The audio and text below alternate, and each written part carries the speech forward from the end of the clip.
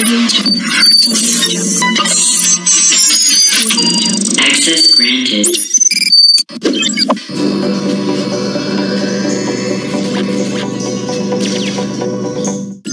Welcome to the channel. Please subscribe.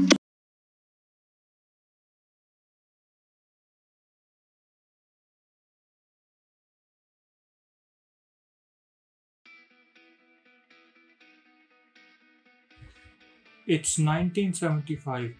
Men's cricket has its first ever World Cup.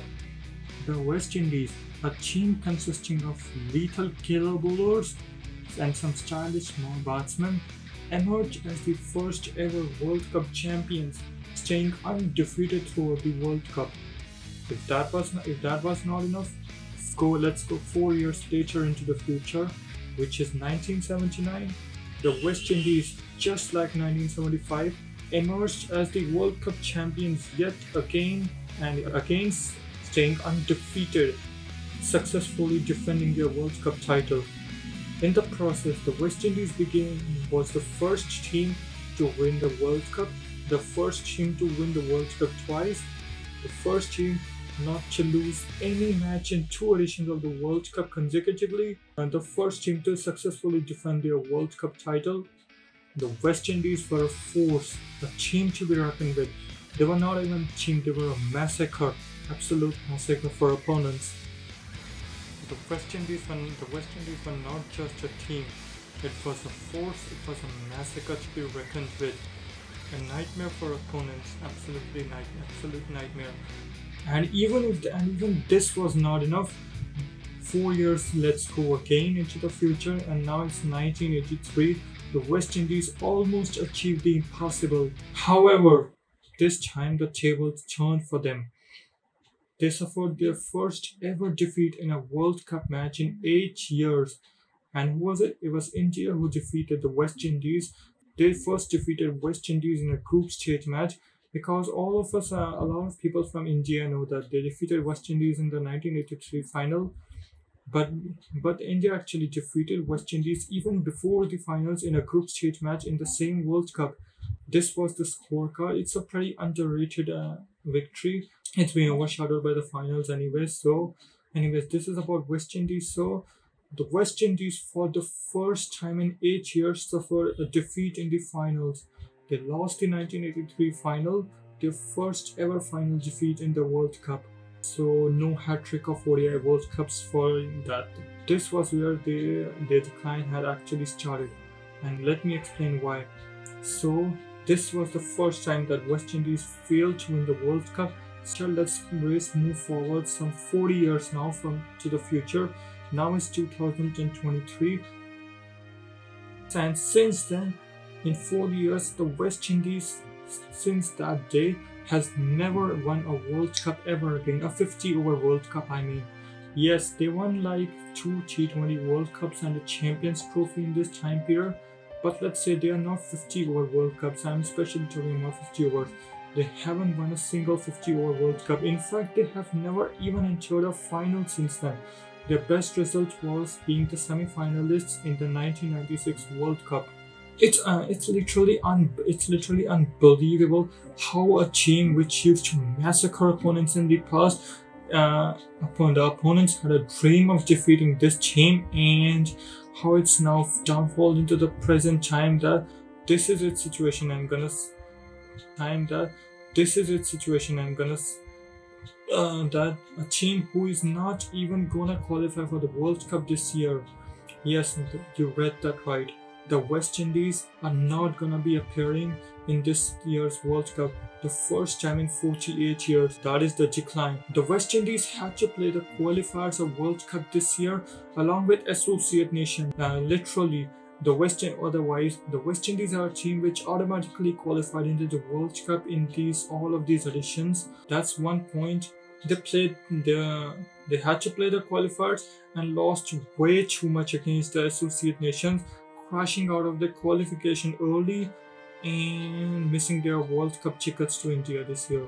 Team, the staff, the fans, all over are in disbelief, utter disarray that what they are seeing is this team now. which was 40 years ago, once a force to be reckoned with.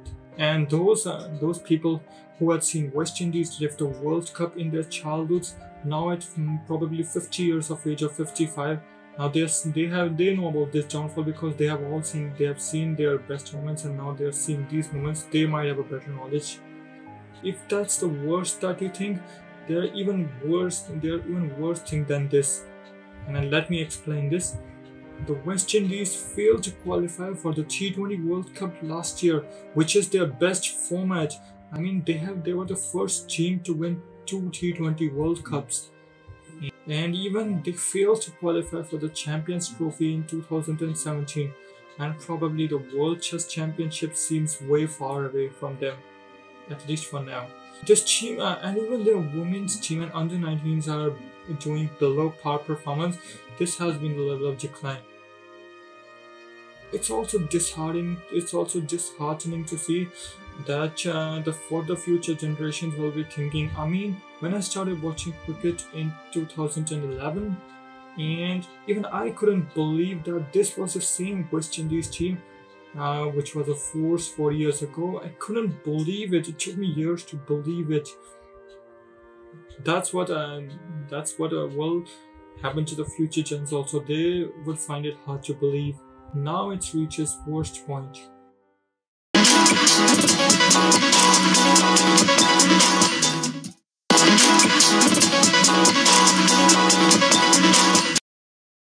And now the most important thing, what is the result of the decline? Well, the first and foremost reason, and probably 99% of the reason, is the league's mindset. Cricket nowadays has become a wider sport because of multiple leagues. We can see the West Indies players are considerably known as great T20 players, as you all know. They have played multiple T20 leagues and have cemented themselves as great T20 players of all time. But as the leagues widened over the years, the time with the national team significantly decreased, and that is why, because the inconsistencies in performance happened because of this. And playing too much of T20 can sometimes impact your mindset. You can become more aggressive. You can become a more aggressive striker. You got to go on every ball. That's the mindset you have. I mean, aggression is fine, but aggression with sensibility is a better word.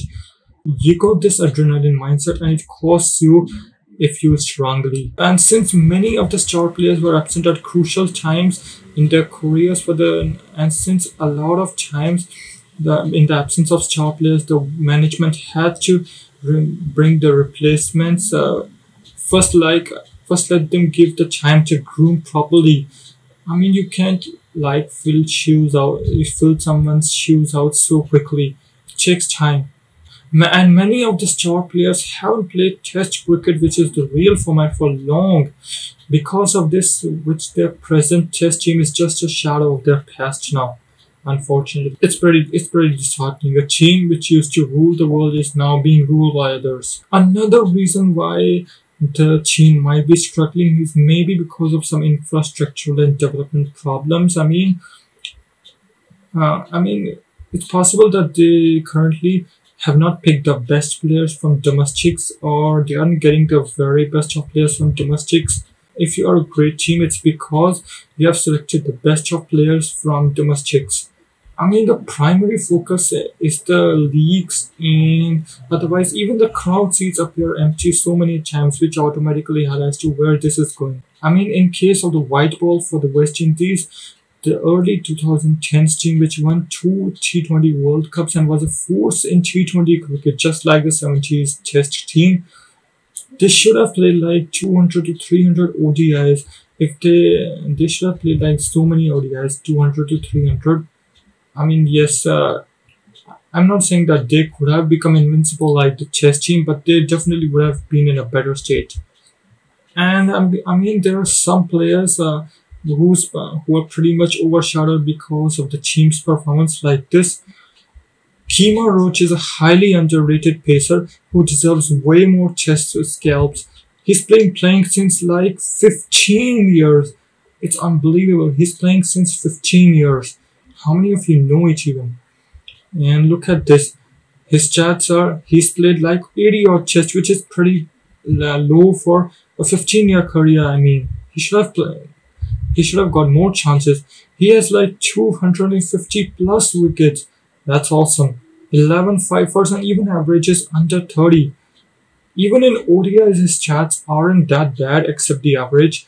Shai Hope in ODIs averages nearly 50. He's got like 14 centuries, which is pretty good for a number 3, close to 5,000 runs.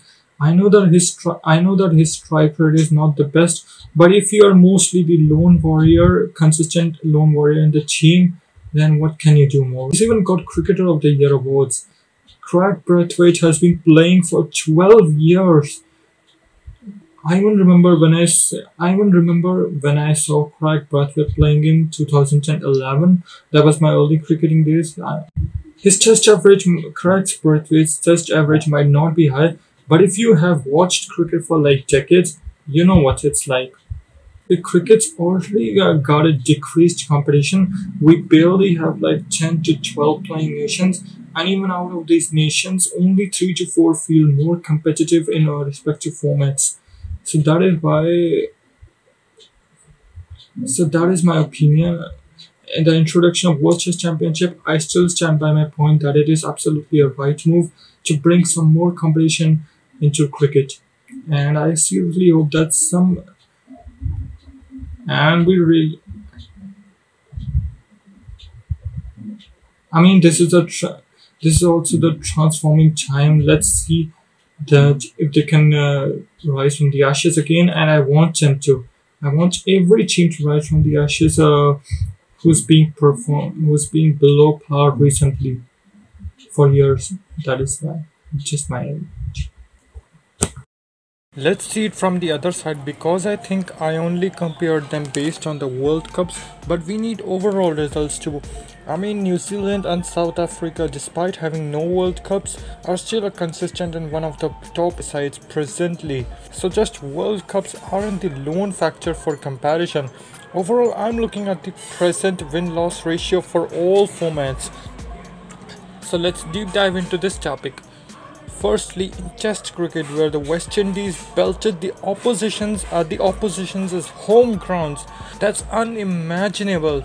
And now look at the situation. Now they have got more defeats than wins. It's unimaginable, man. Even draws are almost edging the wins. They have like more than 200 plus defeats and lesser than 200 plus wins.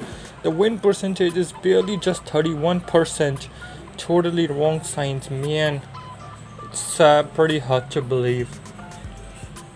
Now moving on to the ODI setup, where the West Indies were equally unbeatable for years and years. Look at this, there's hardly any gap between the win and loss matches. Plus the win percentage is less than 50% here too. So I'm afraid, seeing the current situation, that one result might just overtake another soon. Now on to their recent best format. They ruled the T20s international for nearly a decade, winning 2 World T20 internationals, had the greatest set of players. You'll all be surprised to see the result. It's this, just 72 wins in comparison to 93 defeats. Oh my god. I literally thought that it would be 100 wins, at least more than 100, but it's seriously shocking to see that even the best formats has these stats, more defeats than wins. And here the gap is even more than Tests and ODIs, to be honest. That this is how unimaginable the decline is. I also found this website recently. If you have watched cricket for a decade, you will get this article. It's in the description box. It highlights the major reasons of decline. Maybe there's a point here which I have not highlighted in my video, so do have a look at it for sure. Well, that's all I have to say, and I'm gonna see you guys the next time. So take care of yourselves, guys, and so long.